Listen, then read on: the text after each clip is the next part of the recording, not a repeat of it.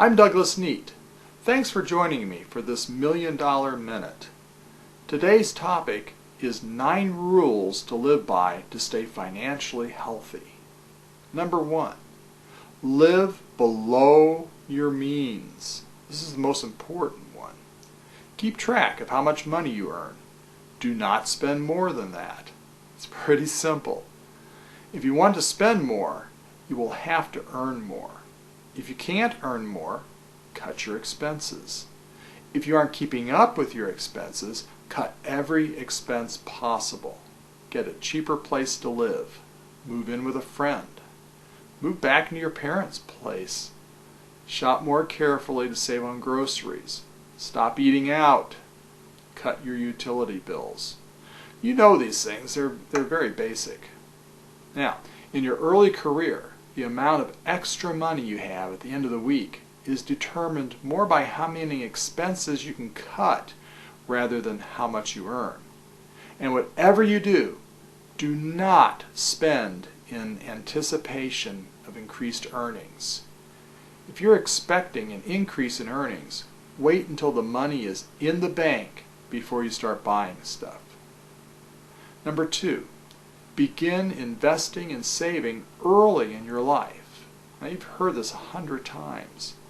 But just like beginning to learn the guitar when you're very young pays big dividends later, saving early in life makes a huge difference in wealth accumulation.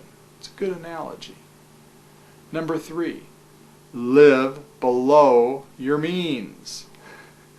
Number 4, planning, budgeting, and living frugally are essential elements to building your wealth over time, even if you're lucky enough to earn a high income. Because of the vagaries of the music business, you must think about your future. Ideally, you'll want to achieve financial independence. That means being able to maintain your current standard of living for years without earning a paycheck from a job. Even those with high incomes must live below their means in order to become financially independent. A proven correlation exists between financial planning, budgeting, and wealth accumulation. People who successfully accumulate wealth and/or have successful businesses have a strong habit of planning and keeping track of their finances. At the very least, you want to avoid having to eat cat food in your later years. In my book, the chapter It's a Road, Not a Racetrack, I talk more about that. Now, I warn you, you can be a great musician, have a strong mission, and achieve great success, and still end up dirt poor when you're 60 if you don't think about these things now. And yes, I know playing the guitar and working on your mission is far more engaging than working on planning your financial future. But make the time. Take the time. Do it. Number 5, live below your means. Number 6, begin tracking your expenses and set up a budget. You are an entrepreneurial guitarist. Control your spending. This means personal spending as well as your business spending. If you don't know how much you've typically spent on services or products in the past, controlling future spending will be difficult. Keep an accurate record of every penny you spend. Many books, articles, and computer programs, such as Quicken, are available for setting up budgets and tracking expenses. Now, don't tell me you don't have time to do this. Don't tell me you can't figure it out. Don't tell me you're making good money and don't need to do it. I used all those excuses myself and ended up spending money unnecessarily. Had I saved and lived more modestly, I could have used more money for creative projects and achieved financial independence by the time I was 50.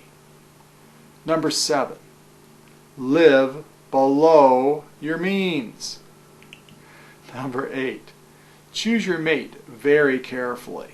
In the current legal climate, entertainer types, even classical musicians, are considered easy prey by divorce lawyers. Whether you're Paul McCartney or an unknown, if you're making money from creative projects, you will be hit very hard in the courts. Judges seem to think your creative ability is a source of unlimited income, and having over half of everything you own taken away from you and given to the opposition is perfectly fair. After all, you will earn it back in no time. Yeah, right. They also seem to think that since you're one of those artistic types, the failure of the marriage is all your fault anyway. Be very careful whom you marry. Have a prenuptial agreement drawn up by your attorney.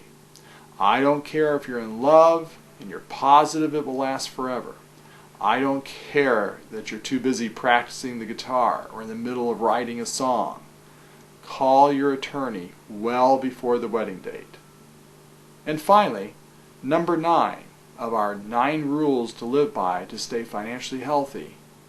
Live below your means.